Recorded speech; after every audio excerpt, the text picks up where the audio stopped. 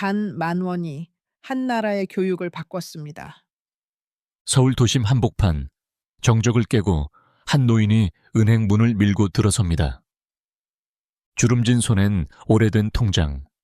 그의 눈빛은 어느 누구도 주목하지 않죠. 그냥 10,000원 찾으러 오신 거잖아요. 무심한 말 한마디에 그가 움찔합니다. 그리고 그때 한 남자가 다급히 그를 불렀습니다. 혹시 김영호 소위를 아십니까? 그리고 밝혀진 전쟁의 상처와 잊힌 희생. 그날 은행 안에서 벌어진 이 작은 만남은 대한민국 교육계를 뒤흔든 살아있는 역사 프로젝트의 시작이 됩니다. 아무도 신경 쓰지 않았던 노인의 10,000원. 그 속엔 국가와 세대를 잇는 놀라운 연결고리가 숨어 있었습니다. 그리고 1년 후 한 소녀가 말하죠. 할아버지의 이야기를 듣고 제 꿈이 바뀌었어요. 이건 단순한 감동 그 이상입니다. 지금부터 펼쳐질 이야기, 당신의 심장을 조용히 울릴 기적 같은 현실입니다. 이 스토리의 마지막 장면까지 절대 놓치지 마세요. 구독과 좋아요를 눌러주시고 어디에서 보고 계신지 댓글로 남겨주세요. 여러분의 관심이 다음 이야기를 만듭니다. 서울 동작구의 한 은행 앞. 이른 아침부터 차가운 바람이 불어오는 3월의 끝자락이었다. 창공을 스치는 바람은 겨울의 마지막 숨결과 봄의 첫 인사를 동시에 담고 있었다. 나뭇가지에는 분홍빛 벚꽃 봉오리가 맺히기 시작했고 도로변에는 봄을 알리는 노란 개나리가 드문드문 피어나 아침 햇살에 반짝이고 있었다. 도시의 소음과 분주함이 점점 커져가는 중에도 은행 앞에 홀로 서 있는 노인의 고독한 모습이 눈에 띄었다. 머리는 희끗희끗하고 흰서리처럼 가늘게 바랜 실버 컬러였으며 낡은 양복은 여러 번 다림질한 흔적이 역력했다. 새가 앉은 듯 구부정한 등은 평생의 무게를 짊어진 듯 했고 깊게 패인 주름 속에 자리 잡은 불안한 눈빛은 그를 이른 시간부터 이곳으로 오게 만든 절박함을 고스란히 담고 있었다. 손가락 마디가 도드라진 그의 손은 오랜 세월 힘든 노동을 해왔음을 말해주고 있었다. 78세 최인섭 씨는 은행 문이 열리기를 기다리며 손에 쥔 통장을 바라보았다. 그것은 20년도 더 전에 만든 것으로 낡고 구겨지고 모서리가 닳아 있었지만 그에게는 마지막 희망이나 다름없었다. 통장 표지의 색은 바랬고 그 속에 기록된 숫자들은 최 씨의 소박한 인생 여정을 증언하고 있었다. 그는 손끝으로 통장 표면을 쓰다듬으며 그 안에 담긴 기억과 가치를 확인하듯 했다. 이제 곧 최 씨는 중얼거렸다. 그의 목소리는 바람에 휩쓸려 사라졌지만 마음속에는 확고한 결심이 자리 잡고 있었다. 마침내 은행 문이 열리고 직원이 안으로 들어가는 모습이 보이자 그는 조심스레 앞으로 나아갔다. 낡은 구두가 바닥에 닿을 때마다 미세한 소리가 났고 그의 걸음은 느렸지만 단호했다. 내부는 이미 몇몇 고객들로 북적이고 있었다. 정장 차림의 직장인들, 세련된 옷차림의 여성들, 대학생으로 보이는 젊은이들이 각자의 용무를 위해 서 있었다. 디지털 기기들이 즐비한 현대적 은행 내부에서 최 씨의 모습은 마치 다른 시대에서 온 사람처럼 이질적으로 보였다. 번호표를 뽑는 터치스크린 기계 앞에서 망설이던 그는 복잡한 기술에 당혹감을 느끼고 결국 접수 창구로 직접 향했다. 제 돈 10,000원만 찾으려는 건데요. 그의 목소리는 작았지만 안에 담긴 간절함은 컸다. 손에 쥔 통장을 내밀며 그는 희미한 미소를 지으려 노력했다. 그러나 그의 앞을 가로막은 건 차가운 무관심, 냉대, 그리고 그 누구도 예상치 못했던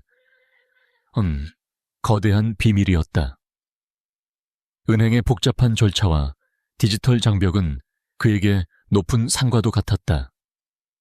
하지만 최인섭 씨가 알지 못했던 것은 그날의 만남이 그의 작은 만원만큼이나 소중한 무언가를 세상에 드러내게 될 것이라는 사실이었다. 2025년 봄, 노량진의 작은 임대 아파트에서 혼자 살아가던 최인섭 씨는 아침부터 분주했다. 해 뜨기 전부터 일어나 조심스레 방안을 정돈하고 작은 창문으로 들어오는 희미한 새벽빛 아래 준비를 시작했다. 20년 넘게 함께한 낡은 옷장 앞에 서서 그는 문을 열고 한참을 고민했다. 그 안에는 몇 벌 안 되는 옷들이 고이 걸려 있었다. 손길이 닿자 옷장에서는 나프탈렌과 세월의 묵은 냄새가 살짝 풍겨왔다. 이거다. 그는 마지막 직장에서 퇴직할 때 동료들이 선물해준 회색 양복을 조심스럽게 꺼냈다. 몇 년에 한 번 특별한 날에만 꺼내 입는 그의 가장 귀한 옷이었다. 구석진 신발장에서는 오래된 구두를 꺼내 반짝일 때까지 구두약을 발랐다. 그의 손가락은 관절염 때문에 굽어 있었지만 닦는 동작만큼은 군인 시절의 정확함과 정성이 그대로 살아있었다.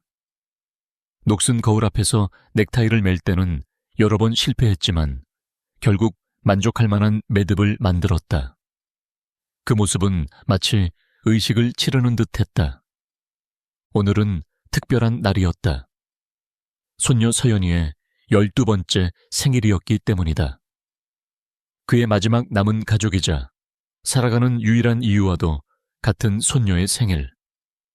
서연이 생일 선물 이거면 되겠지. 그는 침대 옆 낡은 협탁 서랍을 열었다. 내부는 놀랄 만큼 정리가 잘 되어 있었다. 군대에서 배운 습관은 평생 그를 떠나지 않았다. 오래된 사진들, 군 시절의 기념품들 사이에서 그가 꺼낸 것은 오래되어 색이 바랜 통장이었다. 그것을 열어보자 마지막 페이지에 손으로 적힌 숫자가 보였다. 정확히 1,000원이라고 씌어 있었다. 은퇴 후 국가유공자 연금으로 근근히 살아가던 그였지만 월세와 약값, 공과금을 내고 나면 늘 빠듯했다. 노인성 질환에 쓰이는 약값은 해마다 올랐고 작은 연금은 그 속도를 따라잡지 못했다. 지난 몇 달간은 하루 두 끼로 버텨가며 이 돈을 모았다. 아침은 물로 죽을 말아 허기를 달래고 저녁만 제대로 챙겨 먹었다. 거실 한 구석에 놓인 텔레비전에서는 간간히 영양실조로 쓰러지는 독거노인 뉴스가 나왔지만 그는 그저 담담히 자신의 사정과 비교했을 뿐이었다. 서연이가 갖고 싶어하던 연필 세트 이걸로 살 수 있겠지. 지난번 방문했을 때 서연이가 문방구 앞에서 눈을 반짝이며 바라보던 그 컬러 연필 세트가 생각났다. 잎이 팔색 세트였고 케이스도 예쁜 것이었다. 외국 상표라 비싸 보였지만 서울 남대문 시장에 가면 비슷한 것을 저렴하게 살 수 있을 거라 생각했다. 최 씨는 통장을 주머니에 넣고 오래된 코트를 걸친 후 집을 나섰다. 관절염이 있는 무릎이 계단을 내려갈 때마다 욱신거렸지만 그의 얼굴에는 미소가 어려 있었다. 걸음은 느렸지만 그의 마음만은 가볍게 은행으로 향했다. 서연이의 기뻐할 모습을 상상하니 절로 입가에 미소가 지어졌다. 은행에 도착한 그는 곧 현실의 장벽에 부딪혔다. 유리문을 열고 들어서자 낯선 디지털 환경이 그를 압도했다. 벽에 걸린 대형 모니터들, 곳곳에 설치된 터치스크린 기기들, 그리고 빠르게 움직이는 사람들. 2002년 이후로 한 번도 사용하지 않은 통장을 꽉 쥔 채 자동화 기기 앞에서 어찌할 바를 모르는 그의 모습은 마치 시간 여행자처럼 시대에 뒤처진 사람 같았다. 주위를 둘러보니 모두 스마트폰으로 업무를 보거나 태블릿을 들여다보고 있었다. 한참을 망설이다가 그는 결국 창구로 향했다. 심호흡을 한 번 한 후 용기를 내어 말을 걸었다. 이 돈을 찾고 싶은데요. 그는 떨리는 손으로 창구 직원에게 통장을 내밀었다. 그의 손가락에는 평생의 노동이 새겨져 있었다. 창구에 앉아있던 직원 박지영은 인상을 찌푸리며 통장을 받아들었다. 오늘 아침부터 터진 전산 오류로 이미 짜증이 난 상태였다.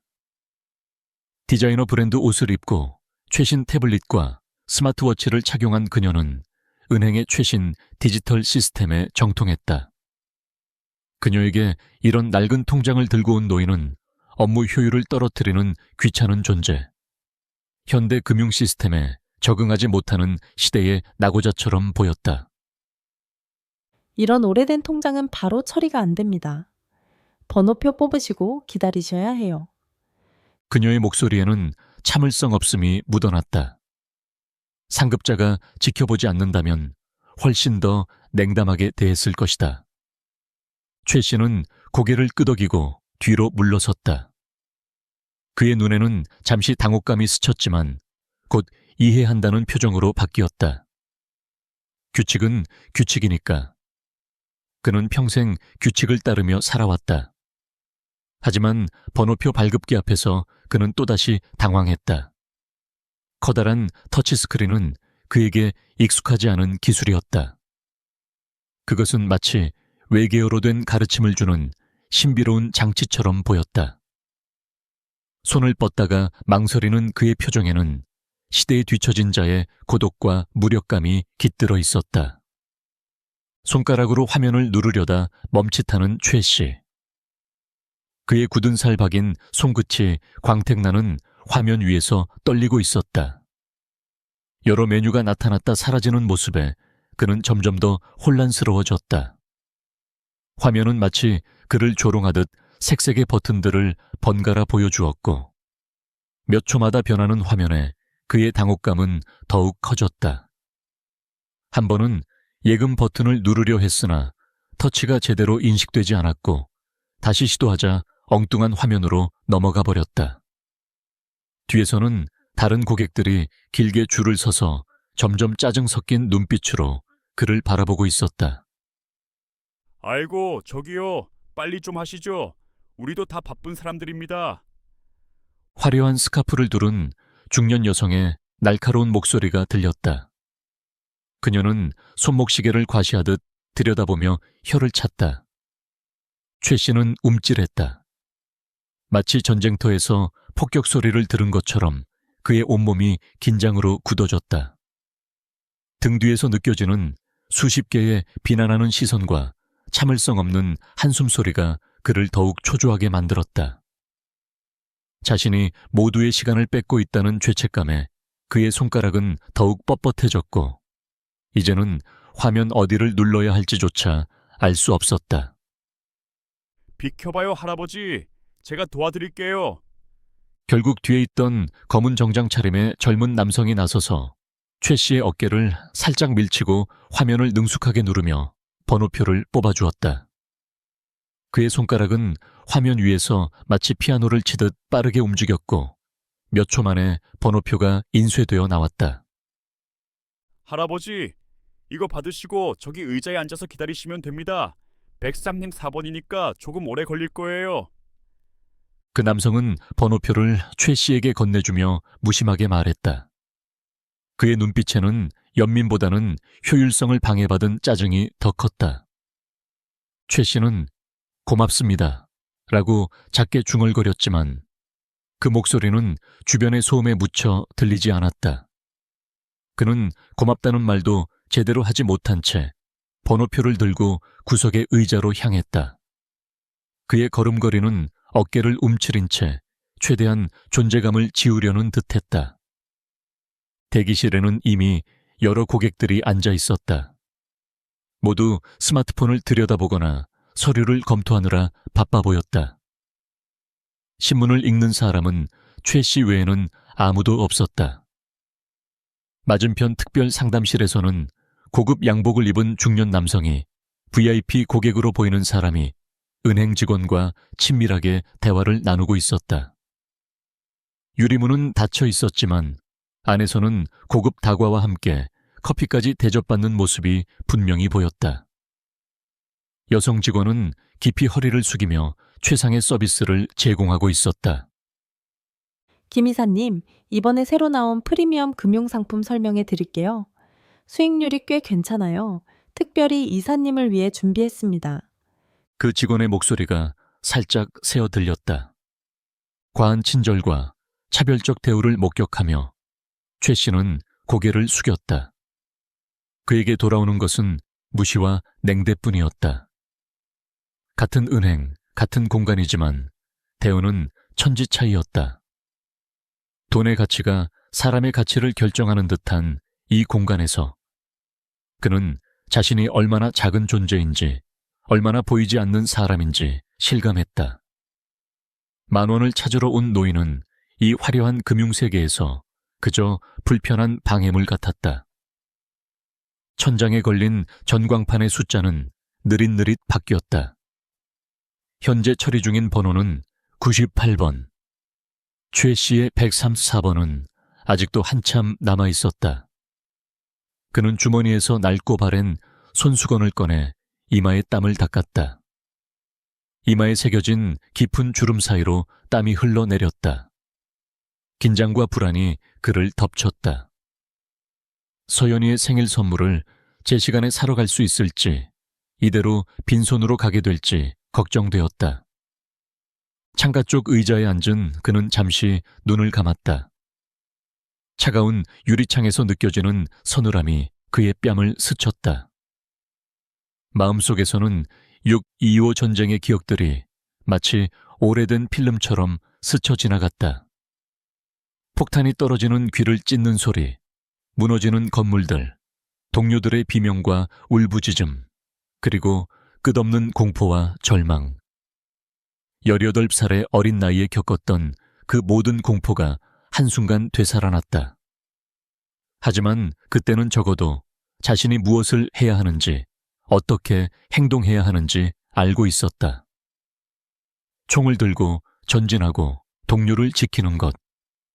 단순하지만 명확한 목표가 있었다. 지금 이 은행에서 느끼는 낯설과 무력감은 또 다른 종류의 전쟁 같았다. 보이지 않는 적과 싸우는 전쟁. 시대와 기술, 무관심을 상대로 하는 고독한 싸움. 134번, 고객님, 3번 창구로 오세요. 기계적인 여성 음성이 대기실에 울려 퍼졌다. 드디어 그의 번호가 불렸다. 최 씨는 천천히 일어났다.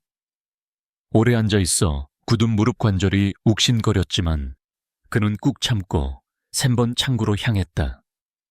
한 걸음 또 한 걸음. 마치 중요한 임무를 맡은 군인처럼 그는 목적지를 향해 나아갔다. 손에 쥔 번호표는 이제 그의 소중한 통행증이 되었다.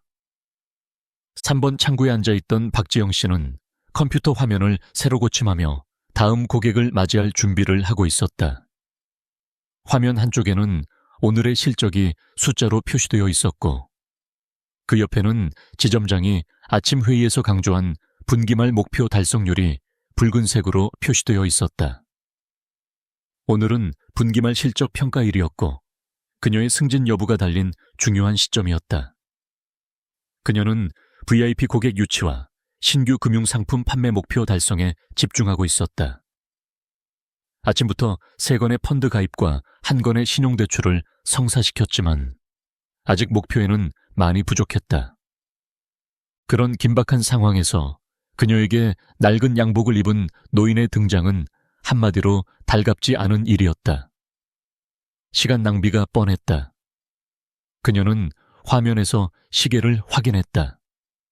점심시간이 다가오고 있었고 오후에는 중요한 고객과의 약속이 잡혀 있었다. 안녕하세요. 무엇을 도와드릴까요?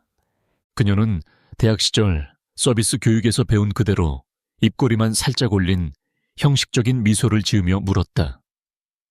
그녀의 눈은 미소와 달리 냉랭했고 시선은 이미 다음 고객을 향해 있었다. 최 씨는 조심스럽게 마치 귀중한 보물을 건네는 듯한 동작으로 통장을 내밀었다. 그의 손가락 마디에는 오랜 세월의 흔적이 깊게 패여 있었다. 이거에서 돈을 찾고 싶습니다. 그의 목소리는 마치 사과하는 듯한 톤이었다. 박 씨는 통장을 받아들고는 놀란 표정을 지었다. 책자형 통장의 갈색 표지는 모서리가 달아 있었고 펼쳐보니 2002년 11월 23일 마지막 거래 기록이 검은 잉크로 찍혀 있었다. 거의 23년 전의 기록이었다. 전산 시스템으로 모든 것이 처리되는 시대에 이런 골동품 같은 통장은 박물관에나 있을 법한 것이었다. 그녀는 입학 전 마지막으로 받았던 종이 성적표를 떠올렸다. 이런 거 아직도 쓰세요? 그녀의 목소리에는 비웃음이 섞여 있었다.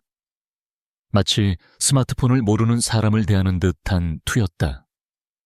최 씨는 눈을 내리깔았다. 그의 주름진 눈가에는 부끄러움과 미안함이 어려 있었다. 오래 안 썼어요. 근데 돈이 조금 있다고 해서. 그의 목소리는 점점 작아졌다. 신분증 보여주세요. 박 씨의 태도는 점점 더 냉랭해졌다. 키보드를 두드리는 그녀의 손톱은 화려한 네일아트로 장식되어 있었고 손목에는 최신 스마트워치가 반짝였다. 최 씨는 떨리는 손으로 낡은 가죽 지갑에서 신분증을 꺼냈다. 하지만 그것을 내밀다가 실수로 바닥에 떨어뜨렸다. 플라스틱 카드가 대리석 바닥에 떨어지는 소리가 주변에 퍼졌다. 몸을 굽혀 주우려는 순간 갑자기 그의 다리에 쥐가 나서 얼굴을 찡그리며 잠시 움찔했다.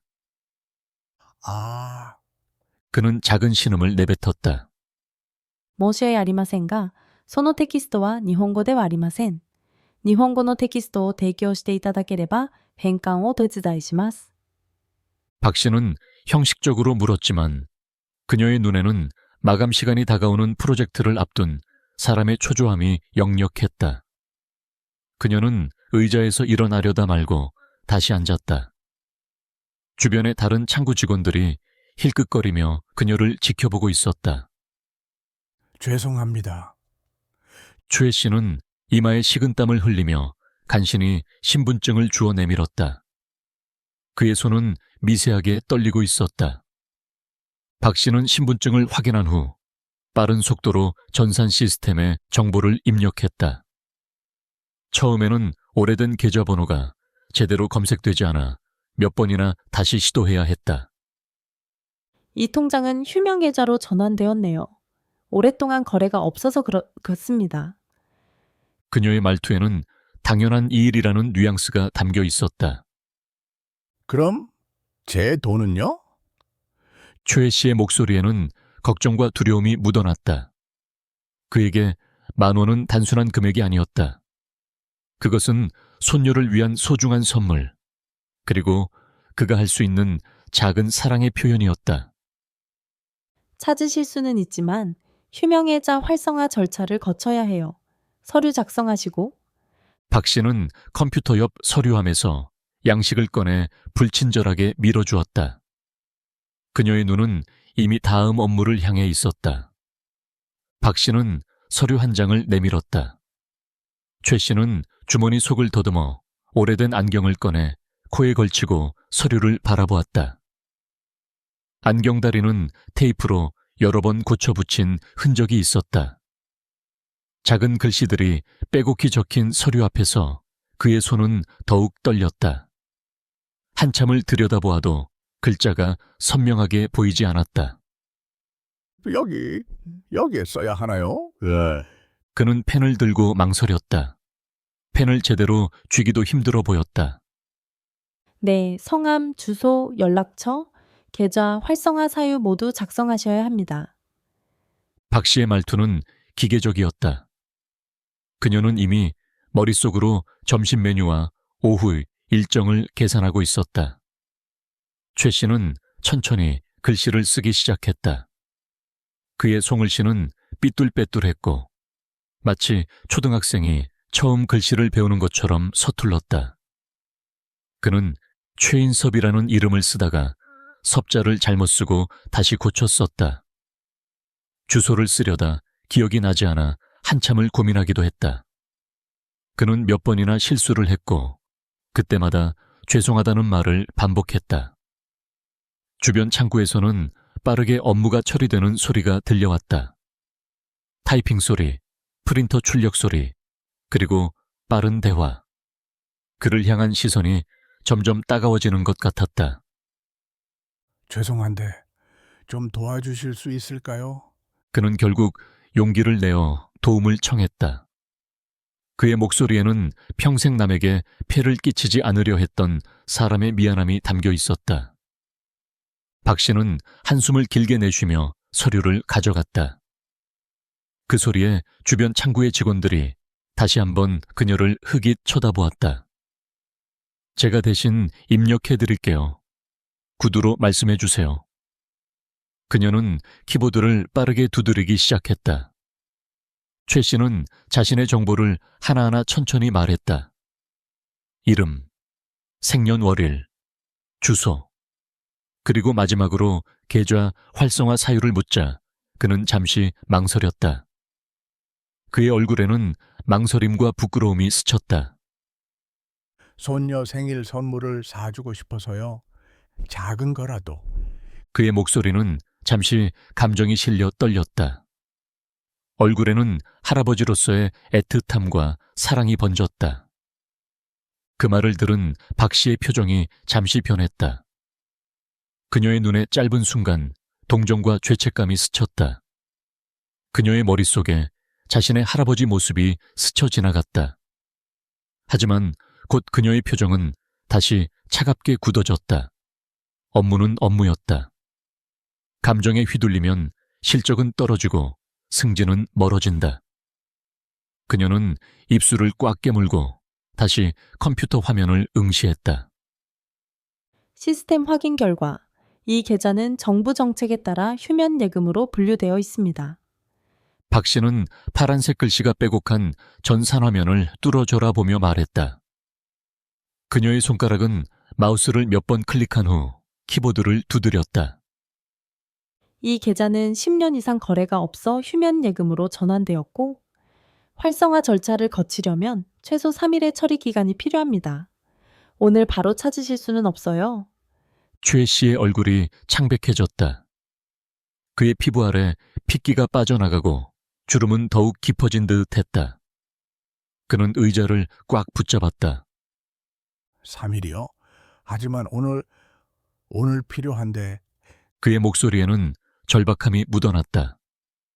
오늘이 서연이 생일이라서. 규정상 어쩔 수 없습니다. 휴면 계좌는 바로 처리가 안 됩니다. 금융감독원 지침에 따른 겁니다. 박 씨는 마치 녹음된 메시지를 재생하듯 기계적으로 대답했다. 그녀의 목소리에서는 진심 어린 사과의 마음이 느껴지지 않았다. 단 10,000원인데. 최 씨의 목소리는 점점 작아졌다. 그것은 마치 바람에 날려가는 낙엽처럼 힘이 없었다. 그는 한때 펄펄 끓는 전장에서도 굴하지 않았던 사람이었지만 지금은 시대의 물결에 휩쓸려 무력한 노인이 되어 있었다. 박 씨의 미간에 주름이 잡혔다. 그녀는 이 상황이 불편했다.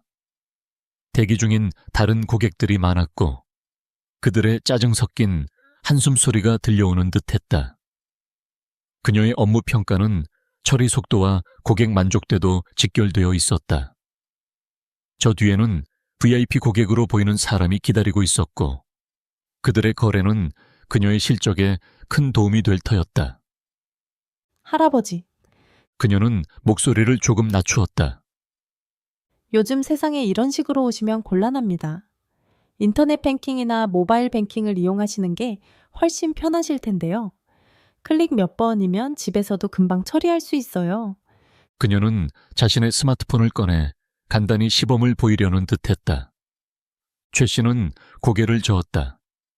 그의 흰 머리카락이 희미하게 흔들렸다.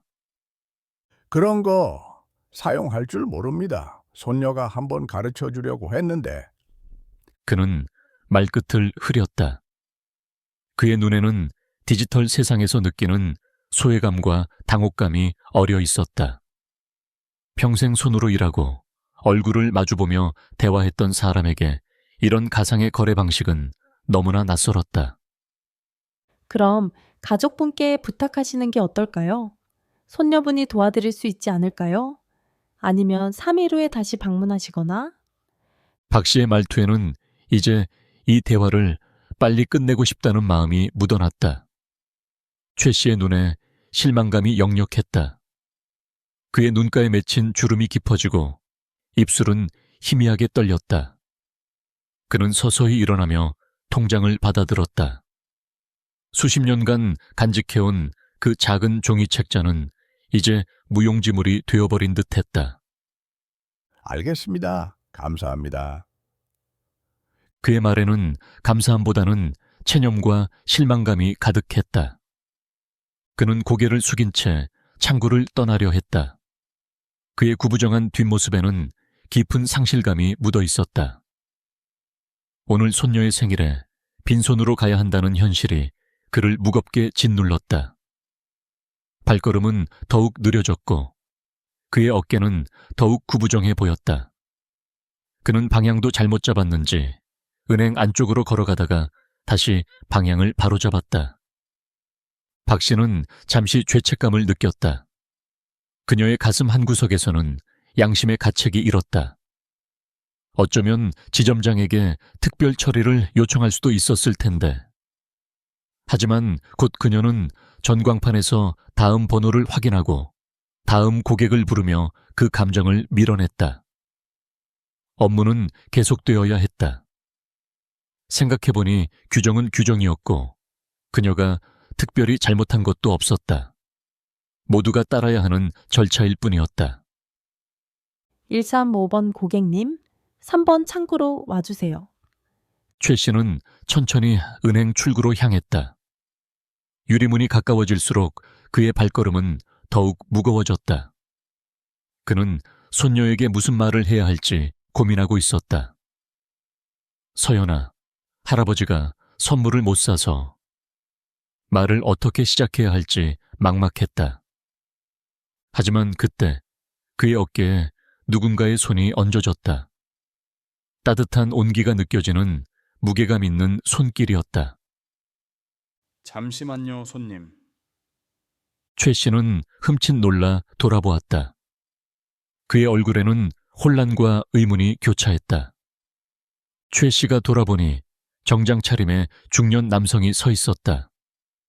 단정한 네이비 슈트에 흰 셔츠, 보르도색 넥타이를 메고 금태 안경을 쓴 그는 은행의 지점장 김태준 52이었다. 그의 자세는 권위를 느끼게 했지만 눈빛은 따뜻했다. 그는 직원들의 업무를 지켜보다가 최 씨의 상황을 목격한 것이었다. 제가 좀 도와드릴까요? 김 지점장의 목소리는 부드럽고 공손했다. 그 말투에는 진정한 관심이 담겨 있었다. 최 씨는 갑작스러운 상황에 당황한 듯 눈을 깜빡였다. 그의 손에는 여전히 통장이 꼭 쥐어져 있었고 발은 출구를 향해 있었지만 몸은 지점장을 향해 반쯤 돌아서 있었다. 아, 네. 그는 어색하게 고개를 끄덕이며 대답했다. 김 지점장은 최 씨의 팔꿈치 근처에 손을 살짝 대고 조심스럽게 안내했다. 이쪽으로 오시죠. 그는 은행 직원들과 다른 고객들의 시선이 쏠리는 가운데 최 씨를 복도 끝 자신의 사무실로 안내했다. 사무실은 창문 너머로 은행 로비가 내려다 보이는 안락한 공간이었다. 오크 목재의 책상과 가죽 의자가 놓여 있었고 한쪽 벽에는 금융 관련 상장들과 함께 한 장의 오래된 흑백 사진이 특별한 액자에 담겨 걸려 있었다. 그것은 군복을 입은 젊은 군인들이 진지한 표정으로 카메라를 응시하는 모습이었다. 사진 한쪽에는 1951년 인천 제3 보병사단이라는 메모가 적혀 있었다. 앉으시죠. 김 지점장은 최 씨에게 책상 앞 편안한 가죽 의자를 권했다. 창가에서 비치는 오후의 햇살이 의자를 따뜻하게 드고 있었다. 저 그냥 가겠습니다. 3일 후에 다시 오면 된다고 해서. 최 씨는 불편한 듯 몸을 비틀며 말했다. 그의 시선은 자꾸 출구를 향했다. 오랫동안 남에게 폐를 끼치지 않고 살아온 그에게 이런 특별 대우는 부담스러웠다. 아니요. 제가 도와드리고 싶습니다. 김지점장은 단호하게 말했다. 신분증 좀 다시 보여주시겠어요? 어떻게 해결할 수 있을지 살펴보겠습니다. 최 씨는 주저하며 낡은 가죽 지갑에서 신분증을 꺼냈다. 그런데 이번에는 주민등록증을 꺼내는 과정에서 우연히 그 뒤에 함께 끼워져 있던 붉은색 카드 한 장이 함께 미끄러져 나왔다. 그것은 국방부에서 발급한 국가유공자증이었다. 최 씨는 황급히 그것을 다시 넣으려 했지만 이미 늦었다. 김지점장은 신분증과 함께 그 카드를 받아들었다. 그리고 국가유공자증을 보는 순간 그의 표정이 확 변했다. 카드 상단에는 6.25 참전용사라는 글자가 금박으로 또렷이 새겨져 있었고 그 옆에는 특수공로훈장 수여자임을 나타내는 태극 문양과 훈장 등급이 표시되어 있었다. 카드에 붙은 사진 속의 젊은 최인섭은 김지점장의 사무실 벽에 걸린 사진 속 인물과 겹쳐 보였다. 김지점장의 손이 미세하게 떨렸다. 그는 말을 잇지 못한 채 최 씨를 바라보았다. 그의 눈빛이 경외심과 놀라움, 그리고 깊은 감동으로 변했다. 이런 신분을 왜 말씀하지 않으셨어요? 그의 목소리는 감정에 약간 떨렸다. 최 씨는 고개를 숙였다. 그의 얼굴에는 겸연쩍은 미소가 스쳤다. 그런 건 중요하지 않아서요. 그냥 평범한 시민으로 살아왔습니다. 특별 대우 받고 싶지 않았어요. 김지점장의 눈에 복잡한 감정이 스쳤다. 존경과 미안함, 그리고 무언가 깊은 인연을 느끼는 듯한 표정. 그는 천천히 책상에서 일어나 최 씨 앞으로 와서 갑자기 무릎을 꿇었다. 죄송합니다. 정말 죄송합니다. 그의 목소리는 진심으로 가득했다. 우리 은행에서 선생님 같은 분을 이렇게 대한 것에 대해 깊이 사과드립니다. 은행 사무실 안에 이 예상치 못한 광경에 최 씨는 당황해 어쩔 줄 몰라 했다. 그의 주름진 손이 공중에서 어색하게 움직였다. 아니, 이러시면은 안 됩니다. 부끄럽습니다. 일어나세요. 제발요. 그는 거의 애원하듯 말했다. 김지점장은 고개를 들어 최 씨를 바라보았다. 그의 눈에는 눈물이 고여 있었다. 그것은 단순한 공손함이나 형식적인 존경이 아닌 깊은 개인적 연결감에서 비롯된 것처럼 보였다. 제 아버지도 6.25 참전 용사셨습니다. 제가 5살 때 돌아가셨지만 어머니가 보관하던 아버지의 전후 명단 중에 최인섭이라는 이름이 있었습니다. 어린 시절부터 그 이름을 듣고 자랐어요. 최 씨의 눈이 커졌다. 그의 희미해진 눈동자에 갑자기 생기가 돌았다. 기억의 문이 열리는 듯했다. 혹시 김영호 소위? 그의 목소리는 과거로 돌아간 듯 젊어졌다. 네, 맞습니다. 김영호가 제 아버지십니다. 김 지점장의 목소리에 감격이 실렸다. 두 사람 사이에 묘한 침묵이 흘렀다. 그것은 역사의 무게, 세대를 뛰어넘는 인연의 신비로움이 만들어낸 경외감 같은 것이었다. 햇살이 비치는 사무실에서 70년 전 전쟁의 기억과 현재가 만나는 순간이었다. 최 씨의 눈에서 반짝이는 것이 햇살 때문인지 감정의 물결 때문인지는 아무도 알 수 없었다.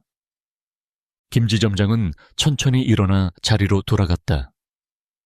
그의 걸음걸이에는 무게감이 실렸고 책상에 앉은 그의 눈에서는 이제 존경과 감사의 빛이 분명히 느껴졌다. 사무실의 공기는 마치 역사적인 순간을 목격한 듯 무거워졌다.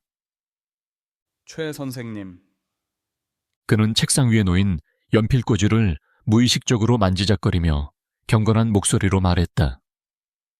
선생님 같은 분들이 계셨기에 우리나라가 오늘날까지 존속할 수 있었습니다. 우리가 이렇게 평화롭게 살 수 있는 것은 모두 선생님과 같은 분들의 희생 덕분입니다.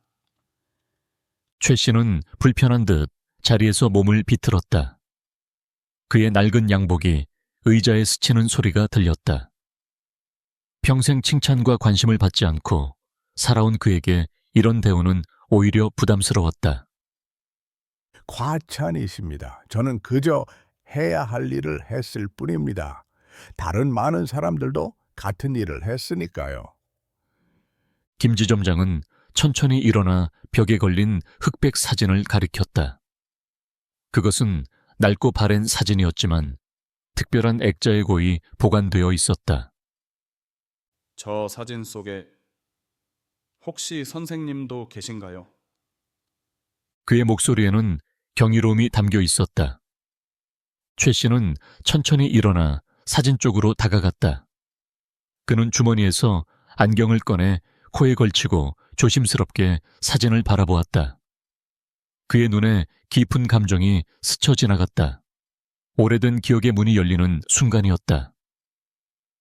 네, 저기 맨 왼쪽에 있는 게 제 모습입니다. 그는 손가락으로 사진 속 젊은 병사를 가리켰다. 깡마른 체구에 굳은 표정의 소년병이었다. 그때는 겨우 18이었죠. 지금 생각해보면 아이나 다름없었어요. 김지점장은 사진 속 젊은 병사와 지금 앞에 앉아있는 노인을 번갈아 바라보았다. 60년이라는 세월의 강이 흘러 젊은 소년병은 이제 백발의 노인이 되어 있었다. 시간의 흐름이 한 인간에게 무엇을 남기고 또 무엇을 가져가는지 실감할 수 있었다. 사진 속 날카로운 눈빛은 이제 부드러운 지혜로 바뀌어 있었고 긴장된 자세는 세월의 무게로 구부러져 있었다. 선생님, 김지점장은 목소리를 가다듬었다. 선생님의 이야기를 들려주실 수 있을까요? 아버지에 대한 기억, 그리고 그 시절에 대해 저는 항상 알고 싶었습니다. 최 씨는 자리로 돌아와 앉으며 잠시 침묵했다. 그는 평생 자신의 전쟁 경험을 누구에게도 자세히 이야기한 적이 없었다. 그것은 너무 고통스러운 기억이었고 또한 자랑할 만한 것도 아니라고 생각했기 때문이다. 전쟁의 참상을 이야기하는 것은 그 상처를 다시 열어보이는 것과 같았다. 글쎄요, 특별한 이야기는 없습니다. 그는 손가락으로 의자 팔걸이를 만지작거리며 말했다. 하지만 김지점장의 진심 어린 눈빛에 최 씨는 서서히 마음의 문을 열기 시작했다. 그것은 마치 오랫동안 닫혀있던 창문이 열리는 것과 같았다. 1950년, 제가 고등학교 1학년이었을 때였습니다. 그는 천천히 말문을 열었다. 6월 25일 일요일 새벽이었어요. 폭격 소리로 잠에서 깼죠. 처음에는 천둥인 줄 알았습니다. 최 씨의 목소리는 낮고 담담했지만 그 안에는 깊은 감정이 담겨 있었다. 그의 눈은 과거를 바라보는 듯 멀어졌다. 학교에 가려고 준비하고 있었는데 갑자기 마을 이장님이 와서 북한군이 쳐들어왔다고 모두 피난 가라고 하더군요. 당시 우리는 서울 북쪽 외곽에 살았습니다. 그의 이야기는 마치 오래된 영화의 한 장면처럼 펼쳐졌다. 가족과 함께 남쪽으로 피난 가던 중 한강 다리가 폭파되고 혼란 속에서 북한군에게 부모님을 잃은 이야기. 맏아들로서 어린 남동생과 여동생을 피난민 수용소에 맡기고 복수심과 절망 속에서 군에 자원한 이야기. 그리고 18살의 나이로 총을 들고 전장에 선 순간들. 교육도 제대로 받지 못했습니다. 총 쏘는 법을 배운 지 일주일 만에 전선에 배치됐어요. 최 씨의 손이 미세하게 떨렸다. 처음 전투에서는 너무 무서워서 눈도 제대로 못 떴습니다. 인천 상륙작전 때 저는 김영호 소위님 부대에 있었습니다. 그의 목소리가 조금 높아졌다. 아버님은 정말 용감한 분이셨어요. 언제나 최전선에서 우리를 이끄셨죠. 김지점장의 눈에 눈물이 고였다. 아버지에 대한 이야기를 듣는 것은 그에게 큰 선물이었다. 그는 자신의 아버지를 직접 기억하지 못했다. 오직 어머니의 이야기와 낡은 사진 속에서만 아버지를 만날 수 있었을 뿐이었다. 아버님은 늘 우리가 지키는 것은 단순한 땅이 아니라 미래의 아이들이라고 하셨어요. 최 씨는 환한 얼굴로 계속했다. 우리 같은 어린 병사들을 자신의 아들처럼 아끼셨죠. 추운 밤이면 본인 담요를 나눠주시고 식량이 부족할 때면 자신의 배급을 나눠주셨어요. 최 씨는 1951년 4월 김영호 소위가 전사한 날의 이야기로 넘어갔다. 북한군의 기습 공격 속에서 김 소위가 어떻게 부하들을 구하기 위해 수류탄을 안고 적진으로 뛰어들었는지 그 모습을 선명히 기억하고 있었다. 소위님이 물러나라고 외치셨어요. 그리고 적진을 향해 달려가셨죠. 최 씨의 목소리가 잠시 떨렸다. 폭발 소리가 들렸을 때 저희는 모두 알았습니다. 소위님이 우리를 위해 자신을 희생하셨다는 것을. 전쟁이 끝나고 저는 당신의 희생을 절대 잊지 않겠다고 다짐했습니다. 그렇게 살아왔어요.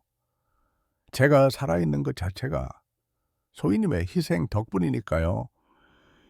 김지점장은 더 이상 감정을 억누르지 못하고 흐느꼈다. 그는 손수건을 꺼내 눈가를 닦았다.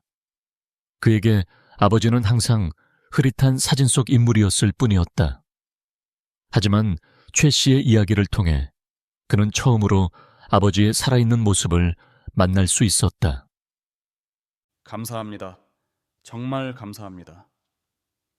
그의 목소리는 감정으로 떨렸다.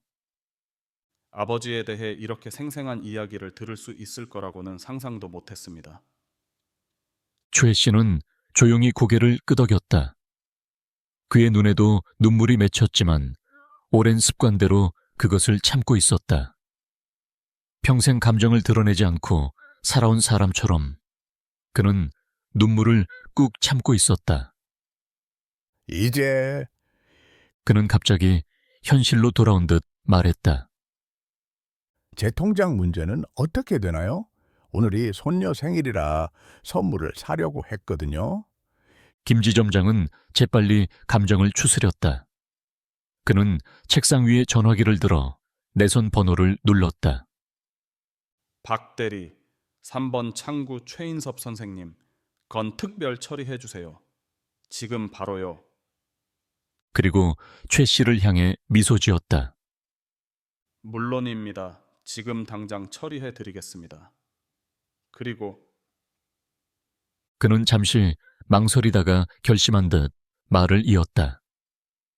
제가 개인적으로 감사의 마음을 표현하고 싶습니다. 우리 은행과 저로서는 큰 영광입니다. 오후 3시 서울시청 건물 15층에 위치한 서울시 교육감 이수정 45의 넓은 사무실. 창밖으로는 서울의 스카이라인과 남산이 내려다 보였고 실내는 편안하면서도 현대적인 분위기로 꾸며져 있었다. 책장에는 교육 관련 서적들이 가지런히 꽂혀 있었고 한쪽 벽면에는 미래를 향한 교육이라는 슬로건과 함께 서울시 각 학교의 학생들 사진이 전시되어 있었다. 그래서 직접 만나보고 싶다는 말씀이시군요.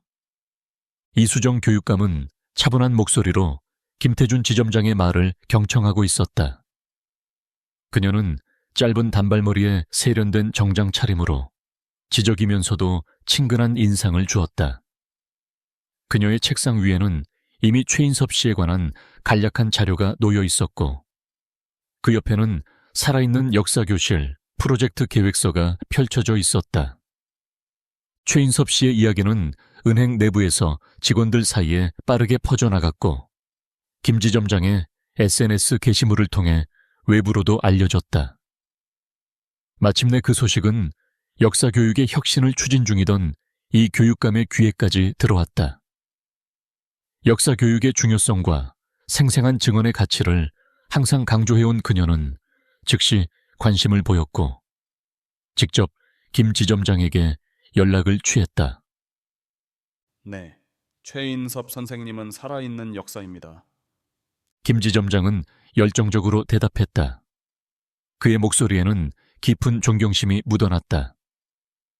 요즘 아이들에게는 요점 이보가 그저 교과서 속 연대기, 시험에 나오는 단순한 사건일 뿐인데, 직접 경험하신 분의 생생한 이야기는 완전히 다른 무게와 깊이를 가질 겁니다. 선생님은 특히 젊은 병사들의 경험을 생생하게 전할 수 있는 분이십니다. 이 교육감은 천천히 고개를 끄덕이며 안경을 고쳐 썼다. 그녀의 눈에는 결심이 서린 듯했다.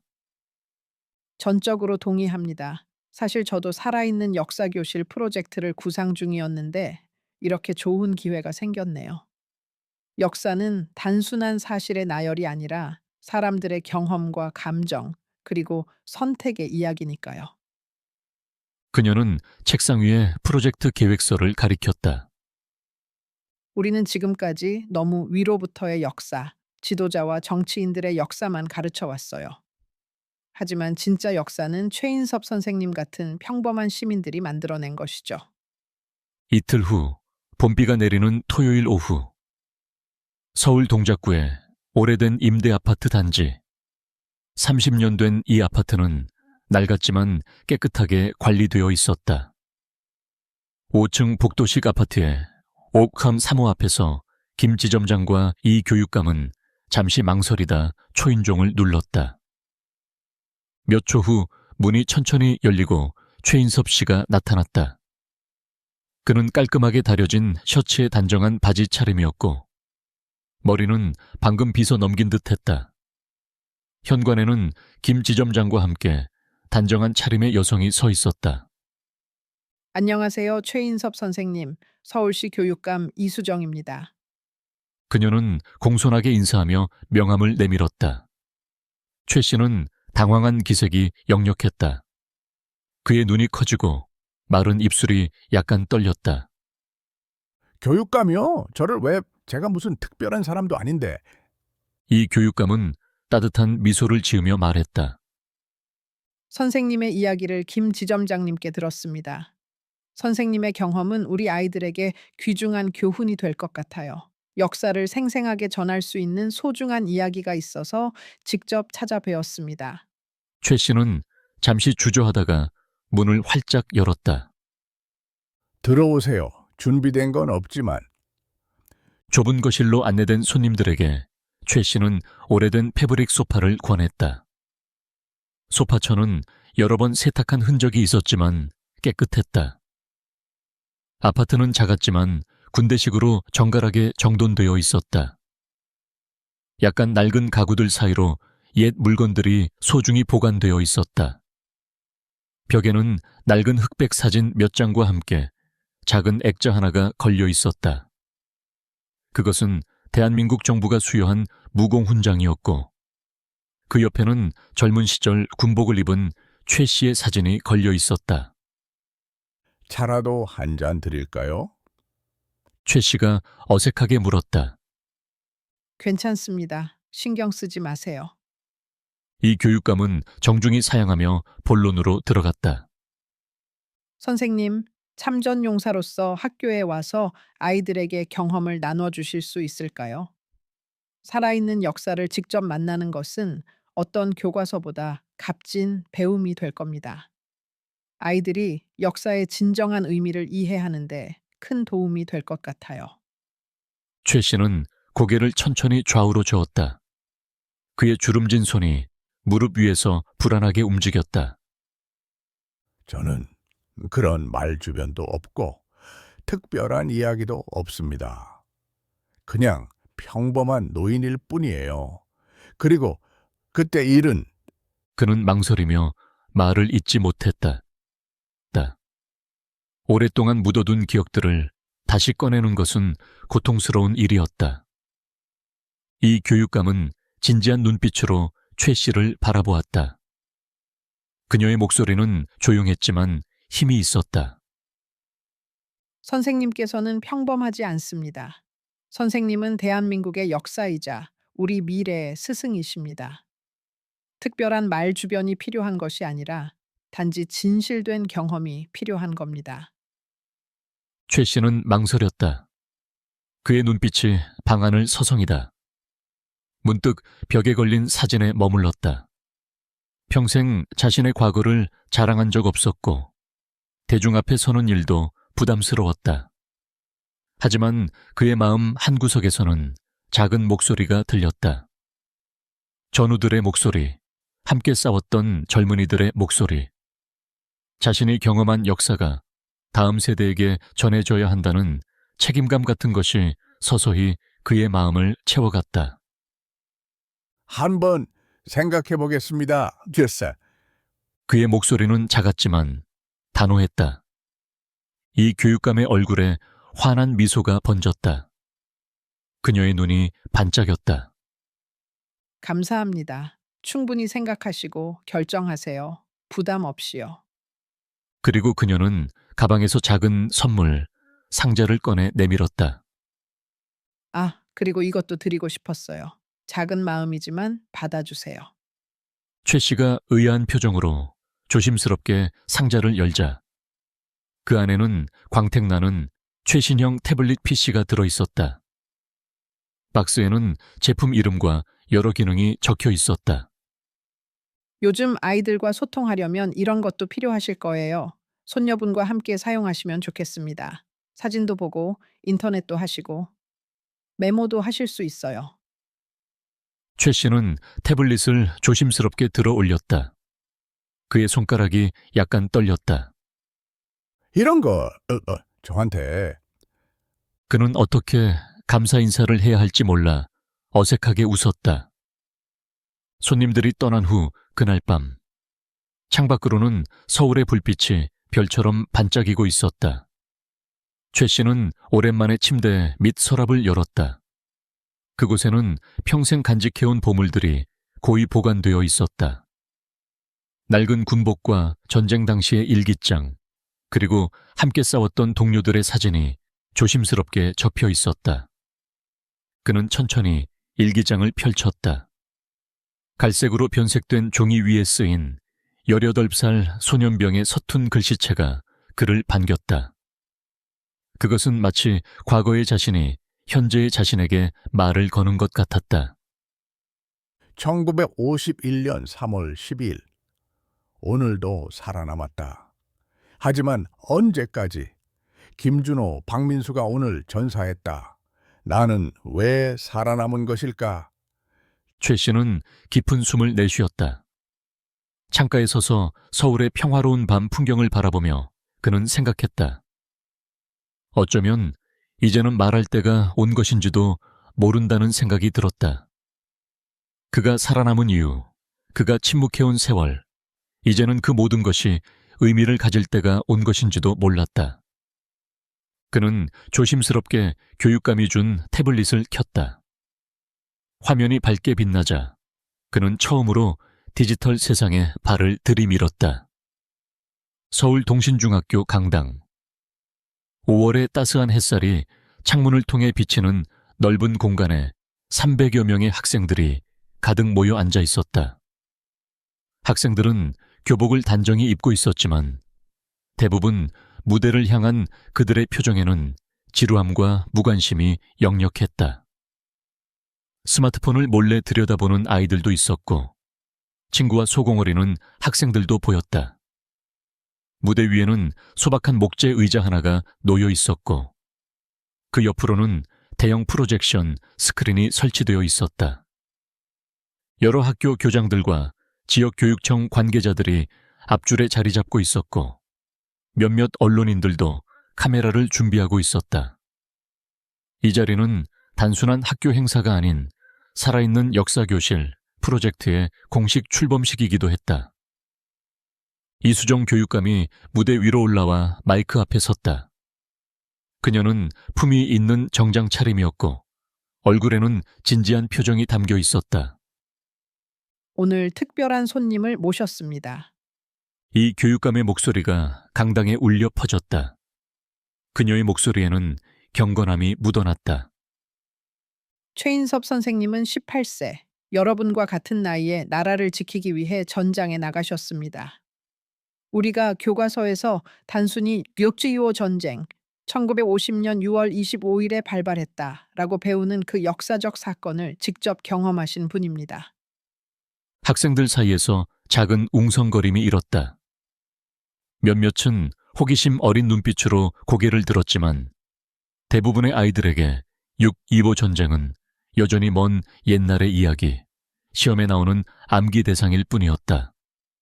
한 학생은 귓속말로 또 무슨 역사 특강이래. 라고 친구에게 속삭였다. 무대 옆 대기실에서 긴장된 표정으로 서 있던 최인섭 씨가 천천히 무대로 올라오기 시작했다. 그의 걸음은 느렸지만 단정했다. 그는 오늘을 위해 유일한 정장을 입고 꼼꼼히 구두를 닦았으며 가슴에는 작은 무공훈장을 달았다. 손에는 낡고 바랜 가죽 표지에 일기장을 꼭 쥐고 있었다. 그것은 그에게 70년 전의 기억을 불러오는 매개체이자 마음의 지팡이 같은 존재였다. 마이크 앞에 선 그의 모습은 작고 연약해 보였다. 구부정한 어깨, 깊게 팬 주름, 희끗한 머리카락이 스포트라이트 아래 더욱 선명했다. 무대에서 멀리 떨어져 있는 학생들에게는 그저 평범한 할아버지로 보였을 뿐이었다. 몇 초간 그는 아무 말도 하지 않고 강당을 바라보았다. 그의 시선은 불안하게 방황하는 듯했고 손은 미세하게 떨리고 있었다. 그러나 그가 입을 열자 강당은 마법에 걸린 듯 완전한 침묵에 휩싸였다. 나는 여러분과 같은 나이에 총을 들었습니다. 그의 목소리는 작았지만 그 무게는 강당 전체를 짓눌렀다. 그 순간 모든 스마트폰이 내려졌고 모든 잡담이 멈췄다.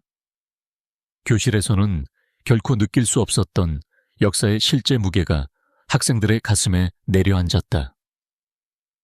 1950년 6월 25일, 그날은 일요일이었습니다. 최 씨의 목소리가 조금씩 힘을 얻었다. 가족들과 아침을 먹고 있을 때 갑자기 폭격 소리가 들렸습니다. 처음에는 천둥인 줄 알았어요. 최 씨는 자신의 이야기를 천천히 풀어나갔다. 처음에는 망설이는 듯했지만 점점 말에 생기가 돌기 시작했다. 뒤에 있는 스크린에는 교육감실에서 준비한 당시의 흑백 사진들이 하나씩 비춰졌다. 폐허가 된 서울의 모습, 한강 다리를 건너는 피난민들, 파괴된 마을들, 그리고 전쟁터에 선 어린 병사들의 모습. 사진 속 소년병들의 얼굴은 지금 강당에 앉아있는 학생들과 별반 다르지 않았다. 피난 중에 북한군의 폭격으로 부모님을 잃었습니다. 그의 목소리가 잠시 떨렸다. 18살의 저는 복수심과 분노로 가득 찼습니다. 동생들을 피난소에 맡기고 군대에 자원했습니다. 나라를 지키겠다는 마음보다는 솔직히 분노가 더 컸습니다. 그는 전쟁의 참혹한 현실, 끝없는 공포와 배고픔에 대해 이야기했다. 한 번도 총을 잡아본 적 없는 학생들이 일주일 훈련으로 전선에 배치된 이야기, 친구들이 하나둘 전사하는 것을 지켜봐야 했던 고통, 그리고 매일 밤 찾아오는 악몽에 대해. 그의 말 한마디 한마디는 교과서에 담긴 추상적인 역사를 생생한 현실로 바꾸고 있었다. 1950년 12월 추운 겨울밤이었습니다. 우리는 눈 속에서 잠을 청했습니다. 담요는 3명이 하나씩 나눠 쓰는 상황이었어요. 최 씨의 손이 무의식적으로 떨렸다.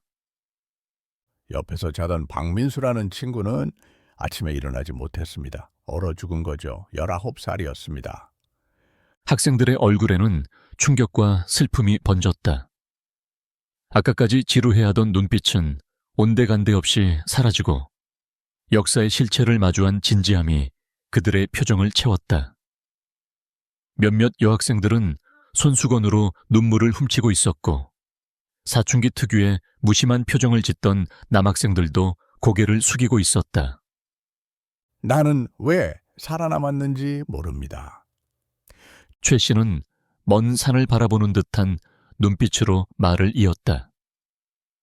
그저 살아남았을 뿐입니다.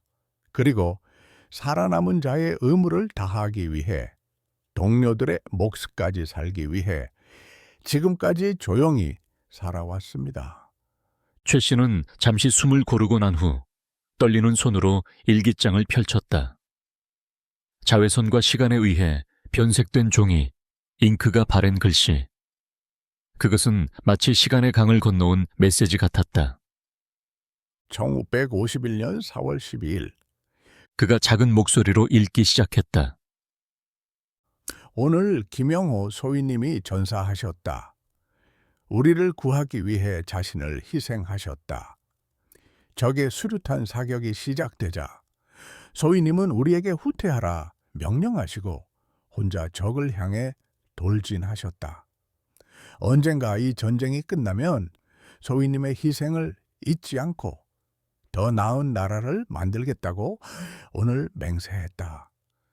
그의 마지막 말이 끝나자 강당은 완전한 침묵에 휩싸였다. 그것은 단순한 조용함이 아니라 역사의 무게를 깨닫는 경외감이 만들어낸 숙연함이었다. 그 침묵 속에서 맨 앞줄에 앉아있던 한 여학생이 천천히 자리에서 일어나 무대 앞으로 걸어갔다. 그녀는 교복을 입은 평범한 중학생이었지만 그 순간 그녀의 행동은 어른보다 더 성숙했다. 그녀는 최 씨 앞에 무릎을 꿇고 깊은 절을 올렸다.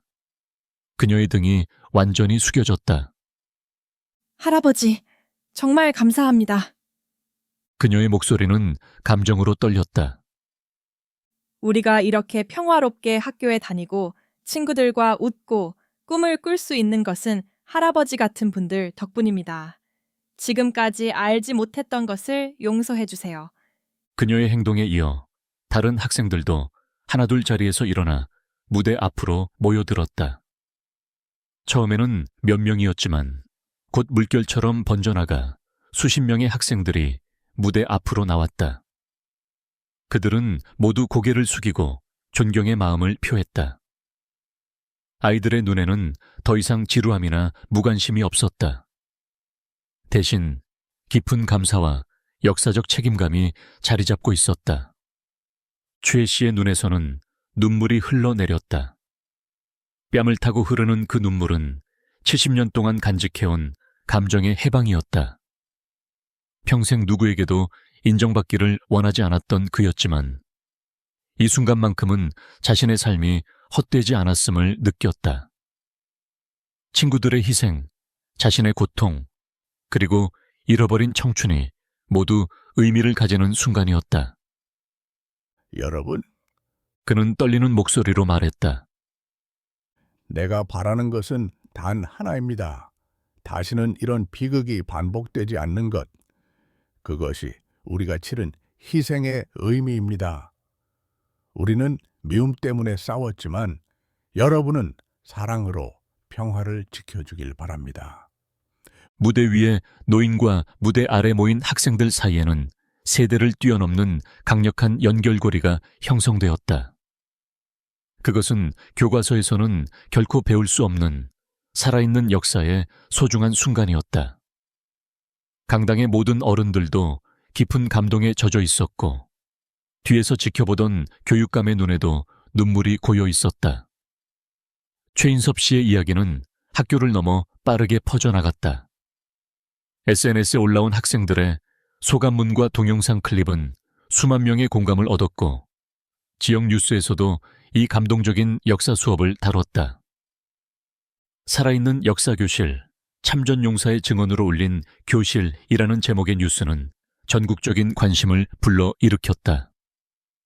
다음 주 서울시청 기자회견장. 이 교육감은 살아있는 역사교실 프로젝트의 전국적 확대 계획을 발표했다. 우리는 역사를 단순히 암기의 대상이 아닌 생생한 경험으로 전달하고자 합니다. 6.25 참전 용사뿐만 아니라 산업화 시대의 노동자, 민주화 운동의 참여자 등 다양한 시대의 목격자들을 교실로 모시겠습니다. 국방부는 이 프로젝트에 적극 협력하기로 결정하고 생존해 계신 참전용사들의 명예를 기리는 특별 행사를 계획했다. 교육부 역시 내년도 역사 교과서에 개인의 증언을 중요한 사료로 포함하기로 했다. 한 달 후 최 씨의 아파트 초인종이 울렸다. 문을 열자 그곳에는 손녀 서연이 서 있었다. 할아버지, 우리 학교에도 오셔야 해요. 선생님이 할아버지 이야기를 꼭 듣고 싶대요. 서연의 손에는 작은 편지 봉투가 들려 있었다.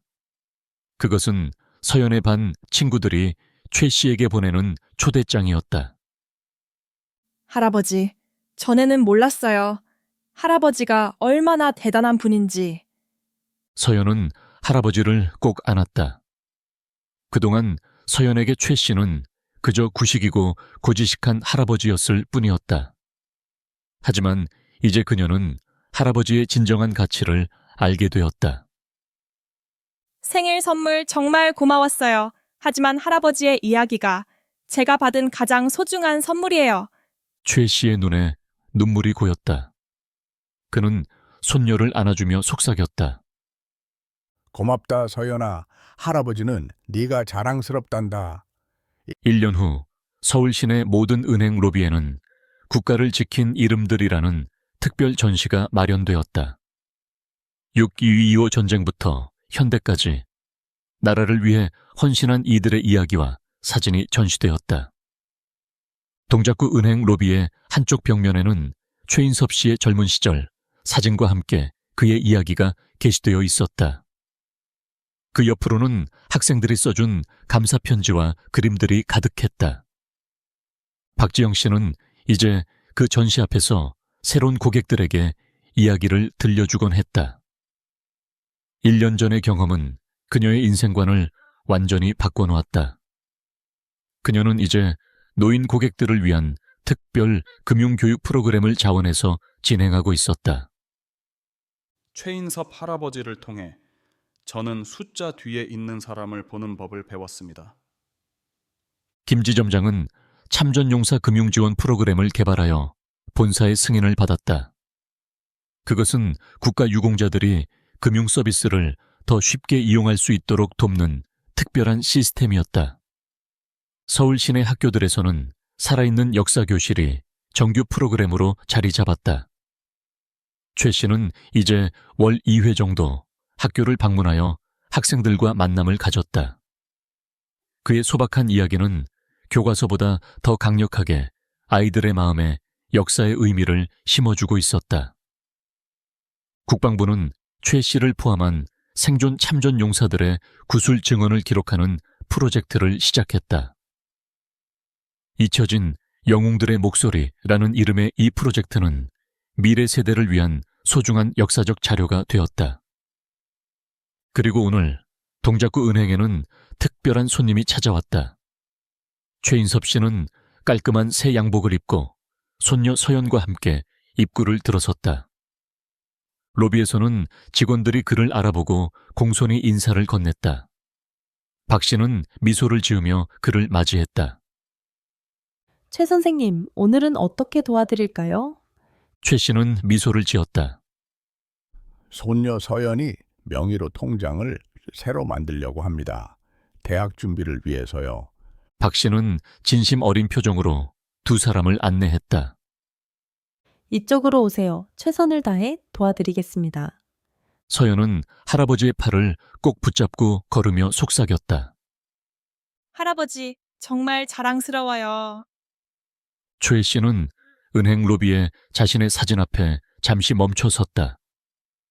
젊은 시절의 자신과 현재의 자신 사이에는 긴 세월이 흘렀지만 그 핵심에는 같은 가치가 있었다.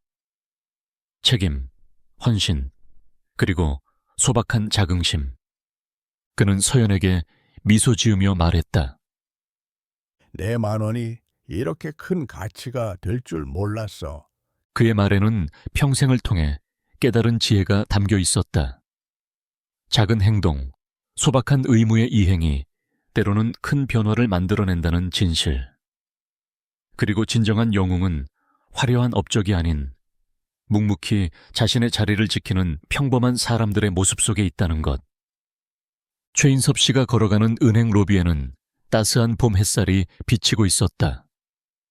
그 빛 속에서 과거와 현재, 그리고 미래가 조화롭게 어우러지는 순간이었다. 세월이 흘러도 역사의 기억과 숨겨진 가치는 결코 사라지지 않습니다. 최인섭 할아버지의 소중한 10,000원이 담긴 통장처럼 우리가 미처 알지 못했던 가치들이 우리 주변에 살아 숨쉬고 있는지도 모릅니다. 이 이야기를 준비하면서 문득 이런 생각이 들었어요. 우리가 디지털 시대를 살아가며 놓치고 있는 것은 단순한 기술 격차가 아니라 그 속에 담긴 소중한 역사와 경험이 아닐까요? 할아버지의 작은 통장 속에 우리의 역사가, 그리고 한 영웅의 이야기가 숨쬐듯이 말이죠. 여러분은 어떤 감정을 느끼셨나요? 혹시 주변의 최인섭 할아버지처럼 평범해 보이지만 특별한 이야기를 품고 계신 분이 계신가요? 그분들의 이야기를 들어보신 적 있으신지 댓글로 나눠주세요. 지금 이 영상을 어디서 보고 계신가요? 댓글로 알려주세요. 구독과 좋아요를 누르시면 우리 주변의 평범한 사람들 속에 숨겨진 특별한 이야기들을 더 많이 만나보실 수 있습니다. 여러분의 소중한 응원이 더 많은 감동 스토리를 찾아내는 힘이 됩니다. 다음 이야기에서도 여러분의 마음에 따뜻한 울림을 전해드릴게요. 오늘도 여러분의 하루가 특별한 의미로 가득하길 바랍니다.